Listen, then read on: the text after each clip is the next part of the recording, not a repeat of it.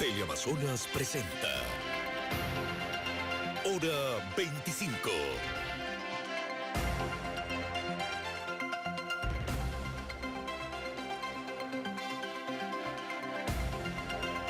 Saludos cordiales, muy buenas noches. Gracias por acompañarnos. Este es el programa Hora 25.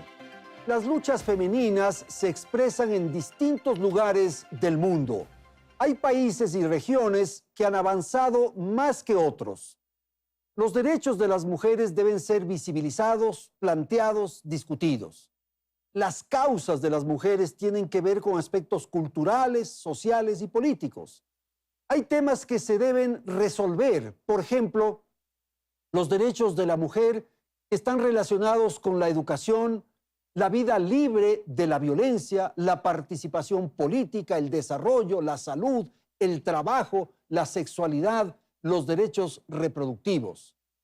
Las mujeres son la mitad de la población mundial y tienen los mismos derechos que los hombres. Esta proclama de las Naciones Unidas evidentemente no se cumple. No es posible que sean víctimas de maltrato, que vivan con el miedo de ser agredidas sexualmente, que sean discriminadas en el trabajo. Las mujeres sufren discriminación salarial, son excluidas en el acceso a los recursos económicos y de producción. Hay países como Yemen, Somalia, Irán, Irak, entre otros, en donde las mujeres están supeditadas al deseo y control masculino. Son más de veintena de países en el planeta que siguen practicando, por ejemplo, la mutilación genital femenina. Este tema se encuentra sin duda en la actualidad por la ocupación que se produjo en Afganistán por parte del movimiento talibán, cuyas prácticas en torno a la mujer son quizás las más atrasadas y dantescas del planeta. En el orden local, las redes sociales se han agitado la semana que concluye a partir del último programa de Hora 25. Bien vale entonces tratar y poner el tema en debate. Es sin duda un asunto extremadamente sensible y por ello lo ponemos aquí en Hora 25 en Teleamazonas. Aquí empezamos. Belén, buenas noches. Buenas noches, Andrés, amigos televidentes, bienvenidos a un nuevo programa de Hora 25. Empecemos con un tema que hoy genera preocupación, que enciende las alarmas especialmente de las mujeres del mundo. El retorno del talibán al poder en Afganistán genera temor entre miles de afganos que tienen el recuerdo aún vivo de las violaciones a los derechos humanos que se cometieron durante el régimen talibán entre 1996 y 2001. La Sharia o ley islámica era aplicada de manera feroz bajo la interpretación de los talibanes. Es así que se producían ejecuciones públicas, lapidaciones, latigazos y otro tipo de castigos. Pero sin duda las mujeres son las que se llevaron la peor parte en ese momento y por eso ahora están entre los grupos más preocupados por lo que puede venir con el regreso de los talibanes. Veamos más en el siguiente video.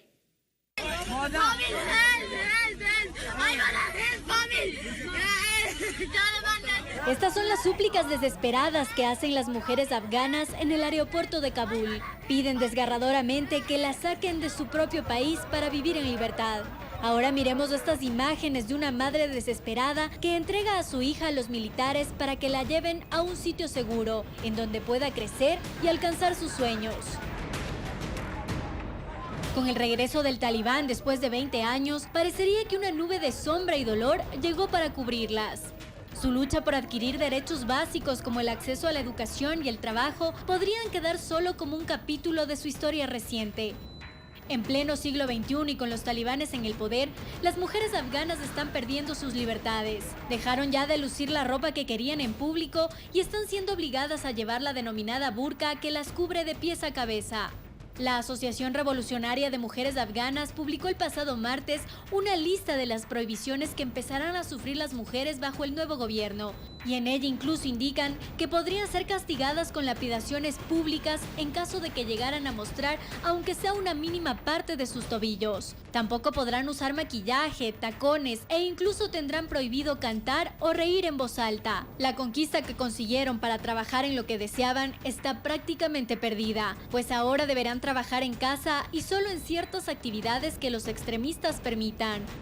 Aunque los voceros talibanes han asegurado que en esta ocasión los derechos de las mujeres serán respetados, ellas saben que eso es difícil de creer. Lo más duro por ahora es hacerse a la idea de que muchas niñas deberán dejar de estudiar y que aquellas que acudan a la escuela será únicamente para recibir cátedras religiosas. Que todo esto ocurra en un medio donde son ya cientos de mujeres preparadas hace que algunas, venciendo el miedo, salgan a protestar, aunque ya para este momento hay reportes de agresiones e incluso muertes por elevar su voz. El grito desesperado es que Afganistán no puede volver a ser el lugar más peligroso del mundo para una mujer. Nuestras invitadas de esta noche para tratar estos temas de los derechos de las mujeres son María José Machado. Ella es integrante de la Coalición Nacional de Mujeres del Ecuador.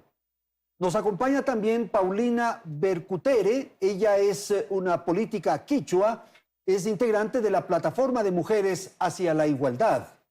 Gracias a Margarita Carranco, activista por los derechos de las mujeres. Y gracias a María Sol Borja, periodista, analista de temas políticos, sociales.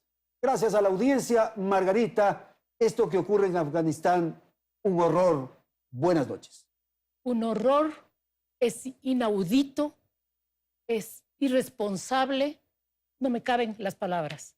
A cuenta de una religión islámica con prácticas extremistas y a cuenta de élites políticas dentro de las cuales hay intereses económicos, hay intereses de control y donde las mujeres y los niños pasan a un segundo plano. Asuntos religiosos. Asuntos religiosos. 29 acciones que no deben hacer las mujeres. 29 es demasiado. De 29 cosas que las mujeres tienen prohibido. Entonces, en resumen, las mujeres islámicas, el único rol es el reproductor, la entrega de su cuerpo para la sexualidad, al margen de su necesidad, solamente las necesidades de los machos y las tareas domésticas. O sea, cocinar, dejar que su cuerpo sea utilizado, controlado, abusado, porque en la época de guerra fueron abusadas muchas niñas, muchas mujeres, ¿ya? Y 29 prohibiciones. ¿Quién puede vivir? ¿Dónde están esos proyectos de vida de esas mujeres? Gracias, Margarita. Sol, la opinión suya sobre el tema, por favor. Esta es como el extremo de esta sociedad que odia a las mujeres. Lastimosamente, ahorita solo vemos con horror lo que pasa en Afganistán, pero el primer semestre de este año hubo 68 femicidios en Ecuador. Es una mujer muerta cada 41 años por su condición de mujer, asesinada por su padre, su esposo, su novio, su marido. Es inaceptable. Entonces, hacer este paralelismo de pensar que lo que pasa ya, por supuesto, es una situación además de guerra que agrava todas las otras condiciones, pero no podemos dejar de mirar lo que pasa acá adentro. No, sin duda. Podemos, y lo vamos a tratar aquí, Sol, pero esto es lo que llama la atención por supuesto, es aberrante, como bien dice Margarita, claro. Como bien dice Margarita, es aberrante pensar que en el siglo XXI hay mujeres obligadas a estar completamente tapadas y solo mirar porque el deseo de los hombres es intocable. Entonces hay que cuidar, en lugar de que los hombres sean los que se controlen y aprendan a ver que las mujeres somos personas, no objetos de su deseo y el espacio en el que se deposita su deseo y la única utilidad de la mujer. Eso, poner el deseo del hombre. Entonces, como no pueden controlarse, como no pueden vernos como sujetos iguales, tienen que estar tapadas. Solamente pueden mirar los ojos con la rejilla. Hemos visto esta imagen de la niña con la mamá y la muñeca que empiezan con el velo y terminan todas tapadas, que se ha hecho viral, es una foto de 2010, pero es inaudito que en el siglo XXI pase eso, a los ojos de la humanidad. Gracias, Sol. Paulina, por favor. Efectivamente, creemos que lo que está pasando en este momento, en esta región del mundo, está poniendo en cuestión otra vez los derechos de las mujeres a nivel mundial. También es importante llamar la atención sobre todo el precedente histórico. Esta región ha tenido momentos también donde las mujeres han luchado por tener una mejor condición y el resultado del advenimiento de esta facción extremista, de un extremismo religioso, es el resultado de un sinnúmero de intervenciones geopolíticas, de un sinnúmero también de intervencionismos a niveles de los imperios, ¿no? Hablando de manera geopolítica. Entonces, creo que es importante traer a colación es importante decir que efectivamente los derechos de las mujeres en este momento están puestos en cuestión y eso tiene que hacernos reflexionar también en todas nuestras sociedades, como esta expresión es, como decía Sol, la expresión más radical, la expresión más visceral, más visible, pero que sin embargo surge de un mismo sistema que es transversal, que atraviesa todas las culturas, las geografías y el tiempo, que es el sistema patriarcal, que también lo vivimos las mujeres Y lo que ecuatorianas. usted dice, Paulina, es absolutamente cierto. Ya se habían logrado ciertos avances y lo que ocurre ahora es un retroceso. Pues. Eso es lo trágico. Lo trágico es efectivamente que, bueno, recordemos que en los años 70, cuando teníamos en el contexto de la Guerra Fría, había una disputa entre el eje, digamos, del mundo capitalista, llamado en ese momento, y del mundo comunista, y en ese conflicto es cuando surge y se fortalece el movimiento talibán. Y ahí es cuando efectivamente se da todo un golpe a los derechos de las mujeres. Y en este momento, otra vez, pero vuelvo a decir, es importante que también no perdamos de vista frente a lo que está pasando con los derechos de las mujeres, qué está pasando con los pueblos también y la geopolítica en el mundo. Vamos a hacer Creo que eso. es un tema de soberanía y de dependencia también, ¿no? Sin duda, María José, su opinión. Buenas noches. Buenas noches, Andrés, y a Gracias. las compañeras del panel. Definitivamente vivimos una guerra en contra de las mujeres y lo que sucede en Afganistán es la punta del iceberg. Es como la expresión más extrema de la discriminación y de la violencia estructural que vivimos las mujeres en todo el mundo y que tiene su base también en otras formas de violencia que pueden ser vistas como más sutiles, pero hacen parte de una cadena de comportamiento patriarcal en el mundo entero.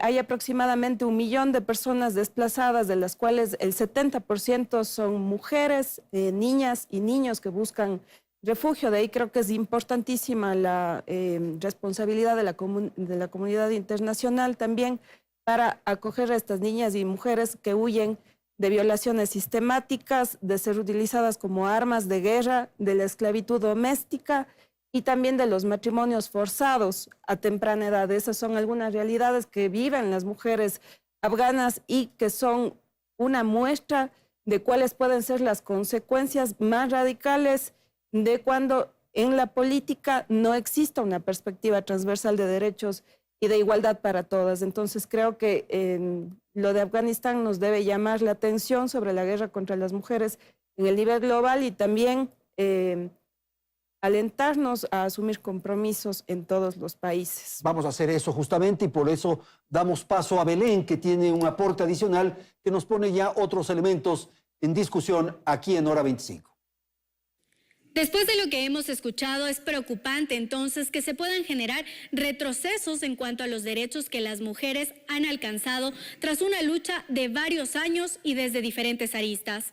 A través del tiempo, las mujeres hemos luchado por conseguir la equidad y sí que lo hemos logrado, aunque aún quedan algunos rezagos que no permiten alcanzarla a plenitud. En todo caso, veamos algunos ejemplos de cómo las mujeres han logrado trascender. Las mujeres somos indudablemente una fuerza creciente de talento humano. Los esfuerzos de muchas por conseguir un espacio han hecho que trasciendan en la historia. Con voz propia e identidad, sus nombres y logros siguen vigentes.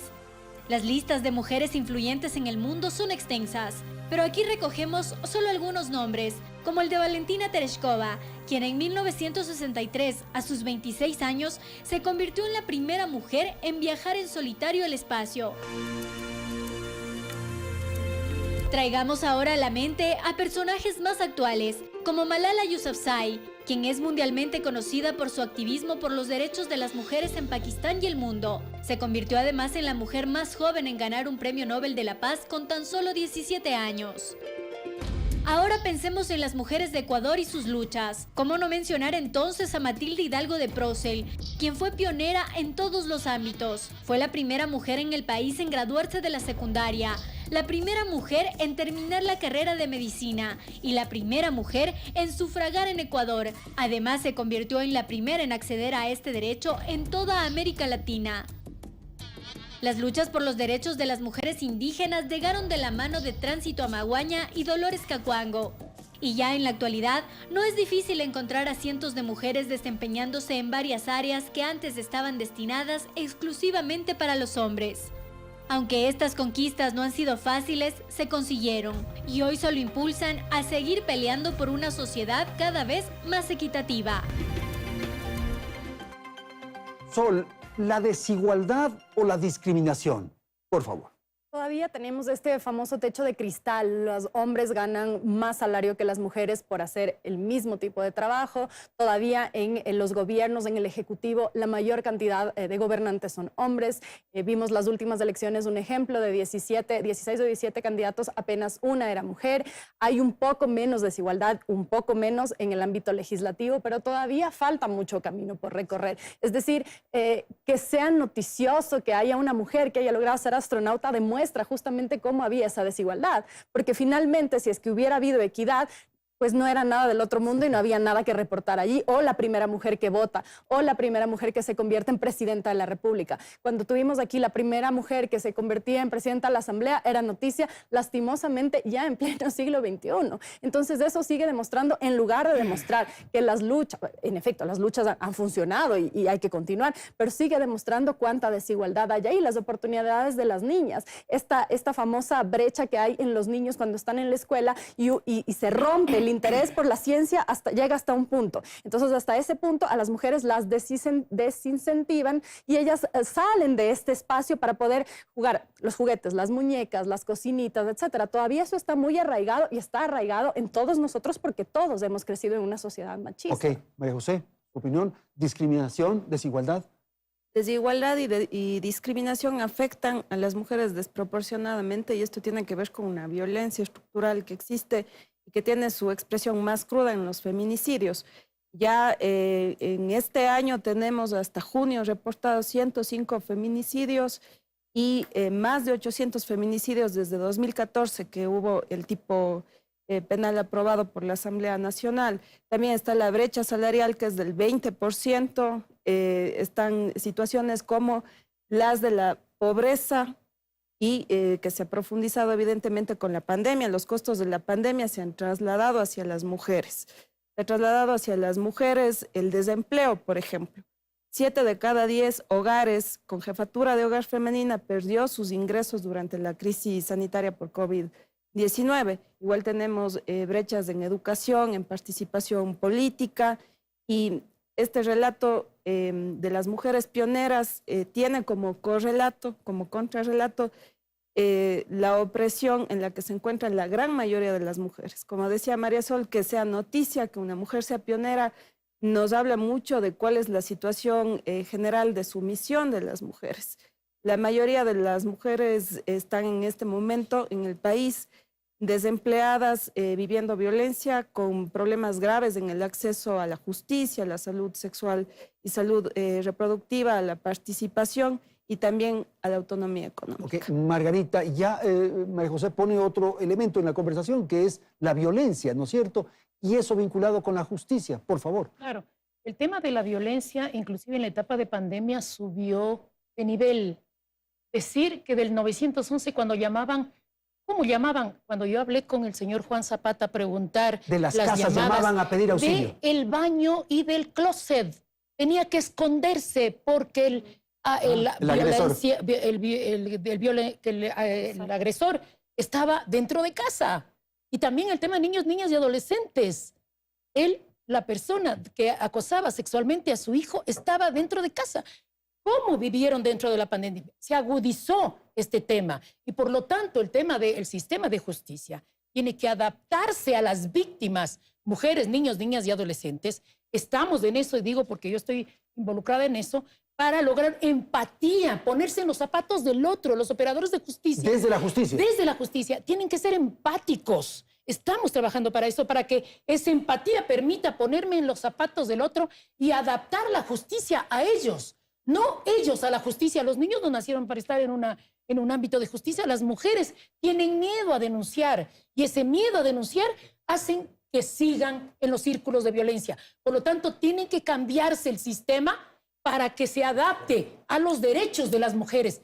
Todo el sistema, el ejecutivo, el judicial y también la asamblea, adaptarnos a las mujeres y a los niños, niñas y adolescentes víctimas de delitos Y sexuales. Paulina, entonces el tema de la justicia, que es interesante desde la perspectiva de los actores, de los jueces en definitiva, y de la legislación, ¿qué pasa ahí? Bueno, yo quisiera topar el tema de la igualdad formal y la igualdad sustantiva. Creo que si las mujeres hablamos de cuánto hemos alcanzado en derechos, creo que ha habido una gran lucha precedida por miles de mujeres desde antes. Y de alguna manera a veces nos sentimos interpeladas cuando nos dicen, pero bueno, ¿qué más quieren las mujeres si ya tienen todo? Tienen todos los derechos, están en la Constitución, tienen toda esta igualdad formal. Nosotros lo que estamos buscando es la igualdad sustantiva. Es lo que dicen las leyes, que efectivamente se cumple en la cotidianidad. Y lo que también decimos, y eso en ese sentido los feminismos populares, los feminismos que se han gestado aquí en estas tierras de Abya Yala, en Latinoamérica, es traer una luz sobre cómo las mujeres de manera diferenciada vivimos la violencia, vivimos la exclusión económica, vivimos un sinnúmero de exclusiones y de discriminaciones históricas. No es lo mismo hablar con una mujer blanco mestiza, capitalina, educada, que tenga un capital cultural, un capital simbólico, que hablar, por ejemplo, de mujeres racializadas, de mujeres afroecuatorianas, de mujeres indígenas, sobre las cuales pesa sobre nosotros estigmas seculares, estigmas históricos, estructurales. Entonces creo que es importante, sí, hablar de la desigualdad, pero es importante tener esta visión y tener siempre en cuenta la visión de justamente la clase, el género y la etnia. Todo porque eso al se menos suma, dice usted, en un claro. país racializado, en un país clasista, en un estado aún colonial como el nuestro, no es posible mirar las desigualdades sin tener ese prisma de análisis. Interesante. Una última ronda rapidito, Sol, por favor, de lo que hemos escuchado. Sí, yo concuerdo con Paulina en lo que dice. A veces nos olvidamos que pesan, hay otros pesos adicionales que se aumentan a esta discriminación, a este estigma que está por encima, y creo que justamente en eso todos podemos trabajar para irlos retirando desde los distintos ámbitos, desde los medios, desde el periodismo. Hablo del periodismo porque es lo que a mí me compete, poder incluir nuevas voces, poder buscar nuevas perspectivas para que haya diversidad y que no sea una sola narrativa de que el problema es este. Entonces pareciera que el único problema que atraviesan las mujeres puede ser el problema de una mujer capitalina, claro, de cierto nivel socioeconómico, cuando en realidad lo que dice Paulina queda por fuera. Entonces creo que ahí hay que observar desde donde nosotros estamos cómo podemos contribuir a cambiar eso. Gracias, Sol. María José, rapidito, un análisis de esto, un comentario de esto. Sí, efectivamente, es un mandato constitucional alcanzar la igualdad sustantiva, es decir, que lo que dice la Constitución sea hecho en la práctica. Pero nosotros tenemos como mujeres un montón de obstáculos y sobre todo los perfiles de población que ha señalado Paulina, las mujeres de pueblos y nacionalidades, las mujeres de las diversidades sexogenéricas, en situación de movilidad humana, con discapacidades, las adultas mayores, las niñas y adolescentes sobre todo. Yo creo que en el nuevo gobierno los compromisos son súper claros para superar estas desigualdades a través de políticas públicas pero esta es una efectivas. responsabilidad del Estado, del país en su conjunto, claro. Del Estado en general, en todos sus niveles, de la sociedad y de los medios de comunicación. De los medios de comunicación. Por favor, María. De acuerdísimo con lo que escuchamos. Pero cuando logramos conquistar nuestros derechos políticos, económicos, sociales, de salud, etcétera, especialmente los políticos, y cuando estamos en espacios de dirección, ¿qué pasa? Que se nos aumentan los roles, porque el rol doméstico todavía sigue en manos nuestras, porque la corresponsabilidad no es que los hombres nos tienen que ayudar, tienen que ser corresponsables en la vida cotidiana, o si no, se nos aumentan roles, nos levantamos a la madrugada y digamos, y dormimos hasta la tarde porque tenemos que atender y al mismo tiempo tengo que estar en la empresa o en el espacio de dirección, en un espacio público-privado, etcétera. Se aumentan los roles.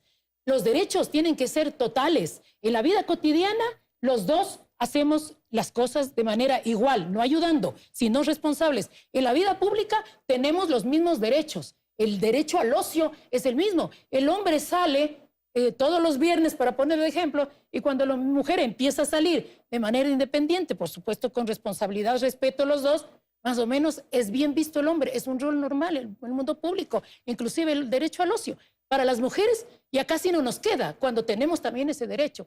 Entonces, igualdad en la casa, igualdad en el país. En el trabajo. Muy bien. Vamos a ir a una pausa, tenemos que atender la publicidad y retornamos al siguiente segmento de Hora 25.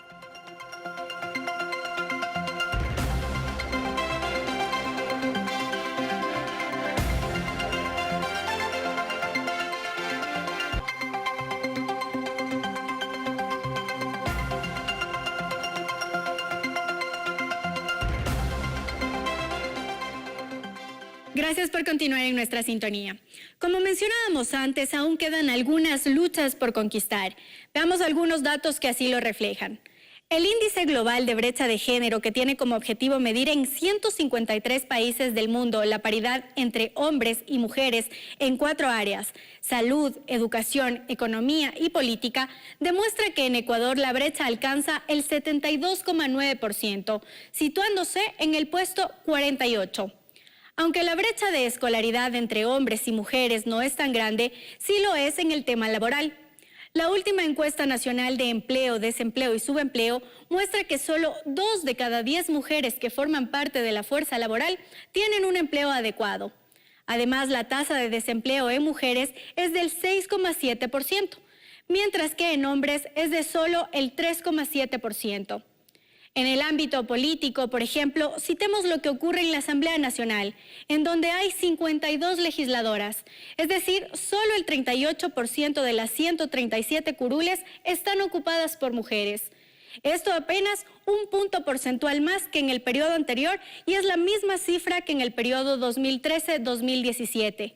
Esto, pese a que un año antes de los últimos comicios, la Asamblea aprobó unas reformas a la ley electoral que obligaban a que el 15% de las listas estén lideradas por mujeres.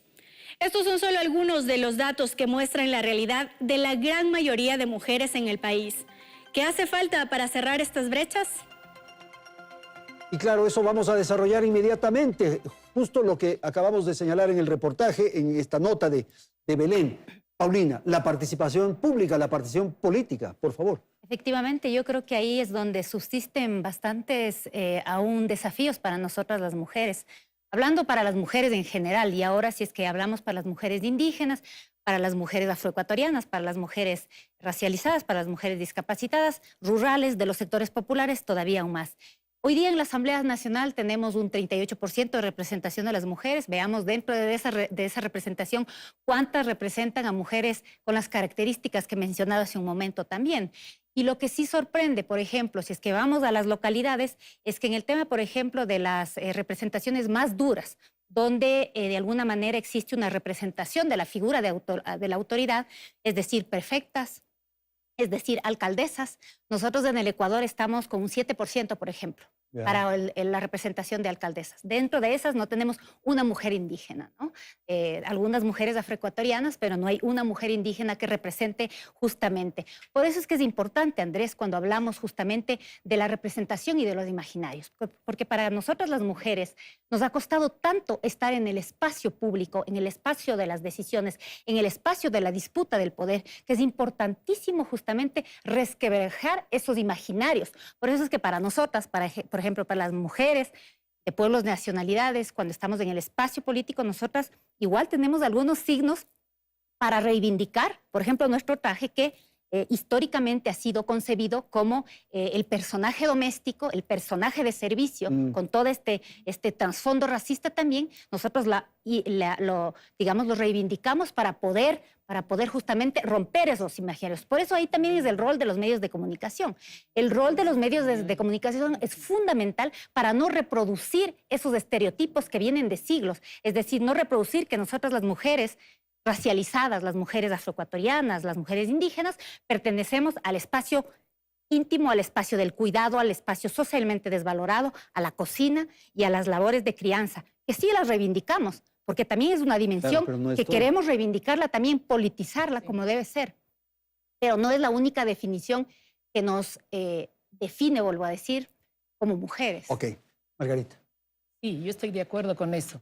El tema también es importante mencionar que las mujeres están en la economía informal, la mayoría, porque el número de mujeres, creo que hemos subido, me atrevo a decir que el 40% de jefaturas de hogar, porque desgraciadamente se quedan en la casa, tienen problemas y rollos, prefieren separarse, se separan, se quedan de jefas de hogar, abandonadas por el marido, conviviente, cual sea, y quedan, lo único que les queda, porque el tema del empleo con los hijos en casa se les hace difícil. Entran a la economía informal, donde no hay reglas, donde al menos en etapa de pandemia quedaron en su casa sin tener recursos económicos para vivir y sobrevivir. Entonces creería yo que ya la Constitución del Ecuador es la mejor en materia de género a nivel de América Latina, pero en la práctica todavía nos queda harto por trabajar. Las luchas feministas que hemos tenido en las calles, el Ecuador ha tenido unas luchas feministas desde los años 70, 80, hay generaciones de feministas.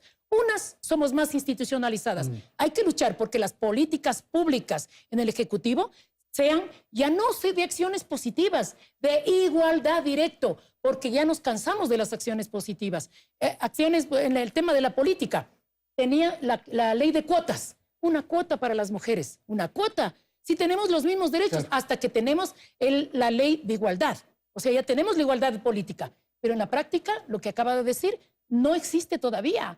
En la práctica, en unipersonales, estamos bajísimos en porcentaje. Y en el tema plural, como consejos, como asamblea, un poco más, pero en los gobiernos locales también existe carencia, porque además, cuando se conforman las listas, el primero de la lista es hombre. Y entonces en las elecciones terminamos con más hombres que mujeres. Sol, por favor. Creo que es importante el tema también de estructura de los partidos políticos, ¿no? Muchas participantes políticas, militantes, hablan de esto y dicen hay un problema porque usualmente el líder es un líder hombre y se designan no por procesos realmente democráticos, sino porque es el amigo, el primo, el pariente. O sea, todavía hay estas estructuras que no funcionan y que excluyen y no permiten que haya pluralidad, por un lado. Por otro lado, quiero retomar lo que decía Margarita sobre las labores domésticas. Hay datos del INEC que son alarmantes. 15.4% de los hombres, apenas 15.4% participan en tareas domésticas. El resto lo hacen las mujeres. 13.7 hombres preparan la comida. El resto lo hacen las mujeres. Permisos de maternidad y paternidad. Cuando un bebé nace, producto de una pareja, la mujer tiene 3 meses de permiso, el hombre 10 días. ¿Eso qué quiere decir? Que los cuidados ¿a quién le corresponden? A la mujer. Están normalizados eso. Creo que es hora también de debatir la participación de las empresas en esto. En la campaña electoral que pudimos conversar con algunos candidatos, les preguntábamos qué propuestas tenían para romper estas brechas y generar participación de los hombres, cómo las empresas también pueden contribuir, porque decían el IES, ya sabemos todos los problemas que tiene, es insostenible, ok, entonces, ¿qué se puede hacer? ¿Cómo esta discusión puede entrar y permear en los distintos ámbitos para dejar de normalizar que somos las mujeres las que estamos a cargo de las personas adultas mayores, los niños pequeños, si hay una discapacidad, las personas que los cuidan somos las mujeres, no los hombres. Los hombres tienen este rol que además también tiene un peso sobre ellos porque no les permite tampoco disfrutar su paternidad a tiempo completo e involucrarse en lo que significa ser padre. Tú hoy en los trabajos le dicen, me voy a verle a la guardería a mi hijo, pero ¿y la mamá? Entonces eso está súper normalizado. Creo que es momento también de hablar de estos espacios y de la responsabilidad que tienen los distintos actores en generar estas condiciones ya en la vida real, porque en el papel puede haber mucho. Claro. ¿No? María José, sin perjuicio de analizar esto que han dicho sus colegas, sus compañeras del panel, quisiera entrar un poco ya al tema de la violencia, la integridad corporal, la autonomía de la mujer, la autonomía física, la situación psíquica, en fin, por favor. Bueno, en nuestro país 7 de cada 10 mujeres hemos sido víctimas de algún tipo de violencia y 4 de cada 10 víctimas de violencia sexual. 7 niñas dan a luz diariamente en nuestro país. Fiscalía estima que hay alrededor de 2.000 niñas que son embarazadas anualmente entre 10 y 14 años. Siempre por violación, porque en ese rango etario el embarazo siempre es resultado de una violación, de un delito. El Ecuador es el país con la tercera tasa más alta de embarazo en niñas y adolescentes en la región latinoamericana y es un país que ha condenado durante años a las mujeres víctimas de violación sexual, a las niñas, a parir los hijos de sus violadores y a ser presas. Por eso, ¿quiénes son los agresores? 65% están en el entorno de estas niñas. La mayoría de víctimas de violencia son agredidas y asesinadas por sus parejas. O sea, las mujeres están más inseguras en casa que probablemente en el parque. Estadísticamente, las mujeres estamos más inseguras con nuestras parejas y en nuestras casas, con nuestros padres, con nuestros hermanos. pero también experimentamos en los espacios públicos fenómenos como el acoso callejero o situaciones como la violencia de género en la vida política cuando decidimos hablar, participar, o la violencia digital cuando nos expresamos en redes sociales. La violencia se da en los ámbitos público, privado, educativo, laboral, ginecobstétrico, y es una pandemia que nos afecta a las mujeres de manera irreversible, que afecta a nuestros proyectos de vida. 4.608 millones de dólares anuales le cuesta al país la violencia contra las mujeres y 50% de ese costo es trasladado a los proyectos de vida de mujeres y niñas. Tiene un costo económico, digamos. Tiene un costo elevadísimo, sí. Y eso que no hablamos de los costos emocionales, psicológicos para las mujeres. Claro, porque eso es casi imposible cuantificar, pero hay un costo, ¿no?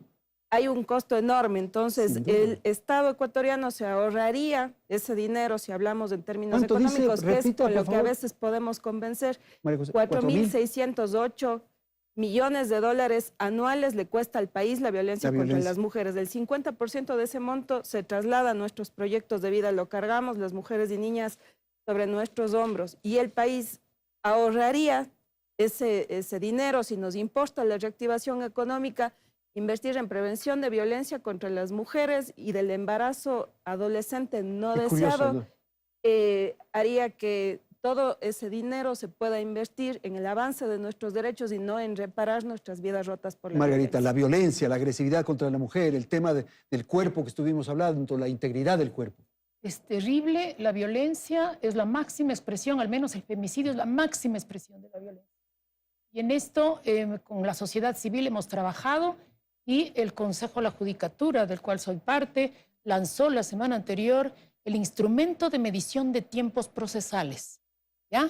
O sea, ya la ciudadanía puede entrar a este instrumento para ver cómo está el caso de, porque o si no, nos salimos marcha, movilización frente a la unidad judicial para pedir que no se caiga el proceso, etcétera, etcétera, y ahora tenemos este instrumento para la ciudadanía, para las organizaciones de mujeres, para las propias usuarias, de familiares de sus hijas que han sido asesinadas. Pero entras Margarita, a este lo ideal es instrumento. no llegar a la justicia. Lo ideal es que no hayan los... Tenemos que pensar que más allá de la justicia, si prevenimos y tenemos recursos para la prevención que son menos costosos, un caso que llega al sistema de justicia es carísimo. Pero si prevenimos, todas las instituciones nos dedicamos, especialmente el Ejecutivo, a prevenir con datos estadísticos que ya estamos sacando de cómo se produce la violencia, con esos datos focalizados ya podemos prevenir la violencia. Y la prevención tiene menos costo. Pero sobre todo hay un tema que me gustaría mencionar aquí. Hay un tema emocional que no estamos hablando.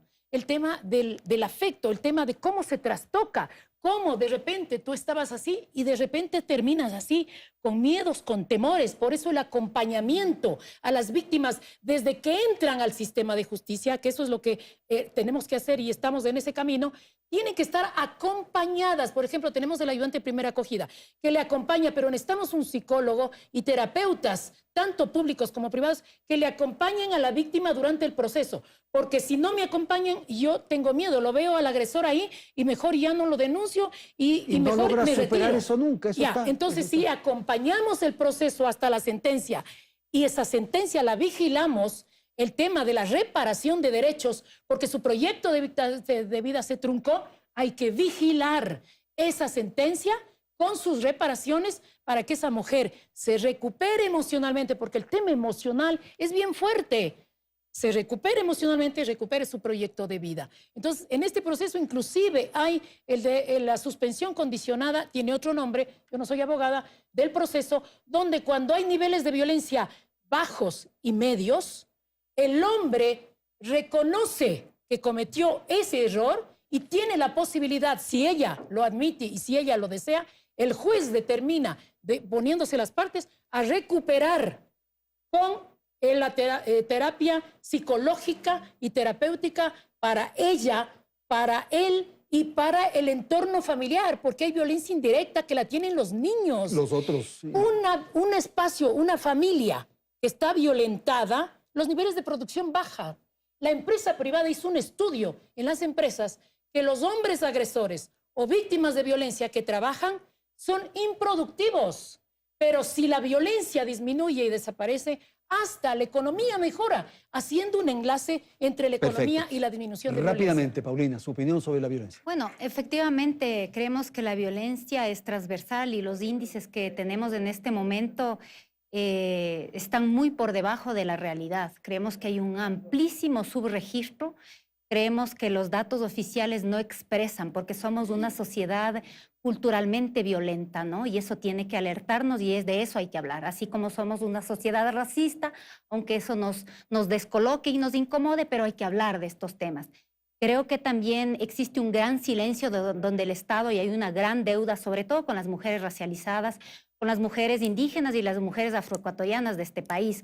Nosotros tenemos, según la última encuesta nacional del 2019, por ejemplo, que el 70% de las mujeres indígenas han sido violentadas en los servicios de salud, en los espacios, por ejemplo, de servicio gineco-obstétrico, ¿no? Entonces, en ese sentido, ¿cuáles son las políticas públicas para hacer frente a estos datos, ¿no? Tenemos también datos y sabemos en los procesos de acompañamiento que muchísimas mujeres indígenas están abortando, niñas, adolescentes. ¿Y cuál es la política pública específica para esas mujeres? No existe. Entonces creo que existen unos grandes silencios.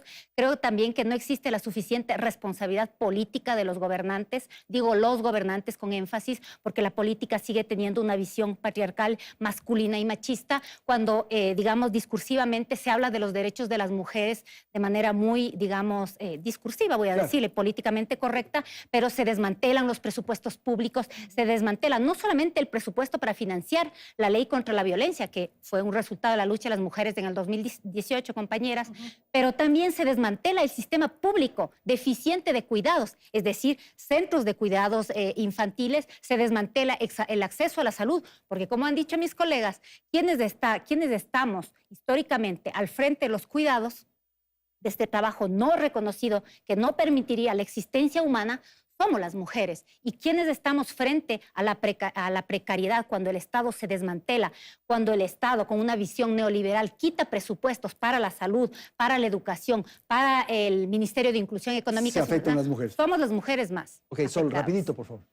Me parece fundamental lo que han dicho. Creo que hay que repensar en el proceso de revictimización dentro de la justicia, porque estamos hablando de cuantificar. Las cifras que dio María José hace un momento no son compatibles con las de la Fiscalía. La Fiscalía dice que hay 474 mujeres asesinadas desde que se tipificó el femicidio, y no estamos considerando también que hay hijos de esas mujeres cuyos proyectos quedan truncados también. Hay 357 hijos, según datos de la Fiscalía también, sin contar los hijos de 135 casos, hijos menores de 18 años que tienen problemas graves psicológicos porque algunos han presenciado el asesinato de sus madres, otros han escuchado los comentarios alrededor de eso, y son vidas truncadas. A partir de ese momento, ¿qué hace el Estado con respecto a esos niños y la reparación que hay para esos niños, por un lado?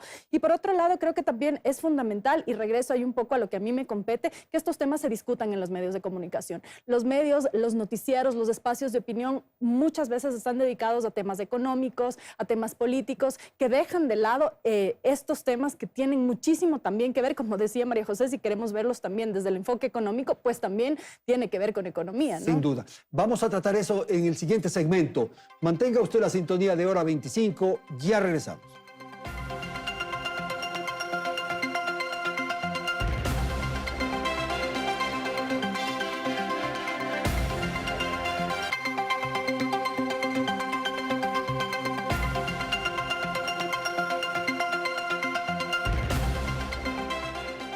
Vamos a terminar, este es el segmento final del programa y vamos a tratar un tema de carácter cultural, de simbolismos, de expresiones, de comportamientos que tenemos los seres humanos.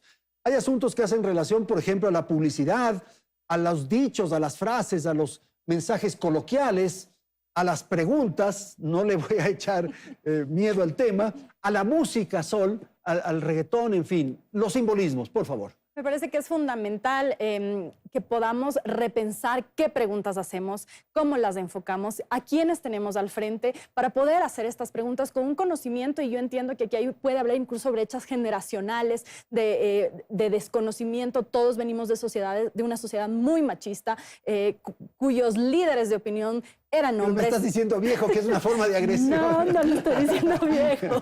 Entiendo que puede haber, como conversábamos con algunos colegas periodistas a propósito de la famosa pregunta a Neisy, y decían, yo no necesariamente veo que esté mal una pregunta así. Bueno, ahí hay mucho para debatir desde la libertad de expresión, etcétera, pero sí me parece que hay que considerar esto, los contextos. Una pregunta de si sabes cocinar a una mujer, a una medallista, a una mujer afroecuatoriana, no necesariamente tiene el mismo peso que si se la hace a un director técnico, que mucha gente Ya, no ve pero esas no es que voy a sutilezas. discutir, pero me parece que ese es un tema de este tamaño, Sí, chiquitito. claro, por supuesto. Pero, por ejemplo, lo que ocurre con la música es toda una supuesto. tendencia en el reggaetón. Margarita, tú escuchas, en el reggaetón hay una agresión, la publicidad hay una agresión. Es o que es sea, lo que decía hace un momento Paulina también, los roles que la música, que los programas de televisión, que el cine le otorga a las mujeres. Entonces, si la mujer es el objeto del deseo, que hablábamos al inicio, únicamente el objeto del deseo, entonces, claro, aparece junto al carro maravilloso, descapotable, la mujer en bikini, la mujer con ciertas características, que además te está diciendo, tú tienes que ser esa mujer. Para ser una mujer deseada, valorada, exitosa, tienes que tener estas características, medir este tamaño, tener estas medidas en tu cuerpo,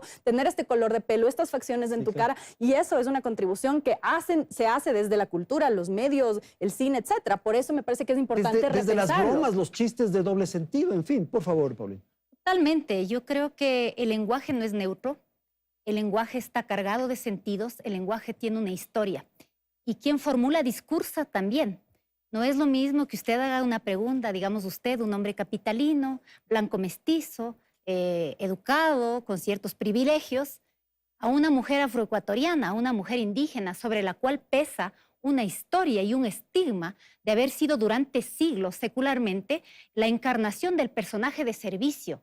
Eso hemos sido las mujeres indígenas y las mujeres afroecuatorianas en este país durante siglos. Pero, Paulina, no Estamos hay la cambiando. posibilidad de estar muy sutil ahí. Estamos cambiando. Yo creo que, vuelvo a decir, creo que las palabras no son neutras. Y las personas, los cuerpos que emitimos los discursos tampoco. Por eso yo creo que tengamos esta discusión es muy saludable.